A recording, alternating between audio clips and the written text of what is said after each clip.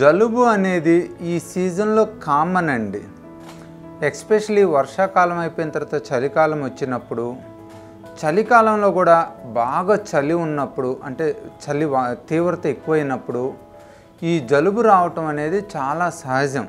ఈ అర్బనైజేషన్లో పొల్యూషన్ ఎక్కువ కావటం వలన, అన్హైజీనిక్ కండిషన్స్ ఎక్కువ కావటం వలన, ఆహారం కూడా మంచిగా తీసుకోకపోవటం వలన, ఫిజికల్ యాక్టివిటీ కూడా సరిగా లేకపోవటం వలన ఇవన్నీ ఒకదానికొకటి కారణమయ్యి ఈ చలికాలం రాంగలోనే మనకి జలుబు వచ్చే అవకాశం ఎక్కువ ఉంటుందండి.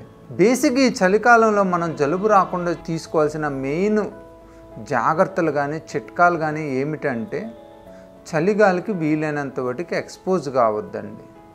ఈ చలి వాతావరణంలో ఎస్పెషలీ పొద్దున పూట మన శరీరం కొరికేసే చలి అంటారు, బాగా జలధరిస్తుంటుంది బాడీ కూడా. ఆ చలి అనేది ఎట్టి పరిస్థితుల్లోనూ మంచిది కాదండి.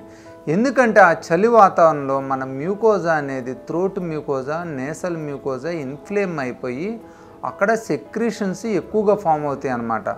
ఇన్ఫ్లేమ్డ్ మ్యూకోజాలో సెక్రీషన్స్ ఉన్నప్పుడు ఈ వైరస్ పార్టికల్స్ అనేవి ఎక్యుములేట్ అయ్యి గ్రో అయ్యి మనకి ఈ వైరల్ ఇన్ఫెక్షన్ వచ్చే అవకాశాన్ని కలుగజేస్తాయి అన్నమాట. చలిగాలికి ఎట్టి పరిస్థితుల్లోనే ఎక్స్పోజ్ కావద్దు. కొంచెం గోరువెచ్చటి ఎండలో వాకింగు, మోడరేట్ ఫిజికల్ యాక్టివిటీ చేయండి. ఎస్పెషల్లీ దుర్గంధం వచ్చే ప్రదేశాల్లో, అన్హైజీనిక్ ప్రదేశాల్లో మీరు తిరగొద్దు. మన ఇంట్లో కూడా ఎట్టి పరిస్థితుల్లో అన్హైజీనిక్ కండిషన్స్ ఉంచుకోవచ్చు.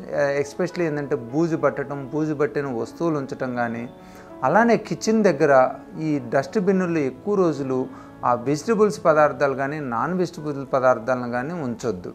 చన్నీళ్ళ స్నానం ఎట్టి పరిస్థితుల్లోనూ చేయొద్దు. యూజువల్గా కొంచెం గోరువెచ్చటి నీళ్ళతో స్నానం చేయటం అనేది చలికాలంలో చాలా మంచిదన్నమాట. అది ఎప్పటికప్పుడు మన బాడీని, ముక్కుని సూతనింగ్ చేస్తుంది, మ్యూకోజాని.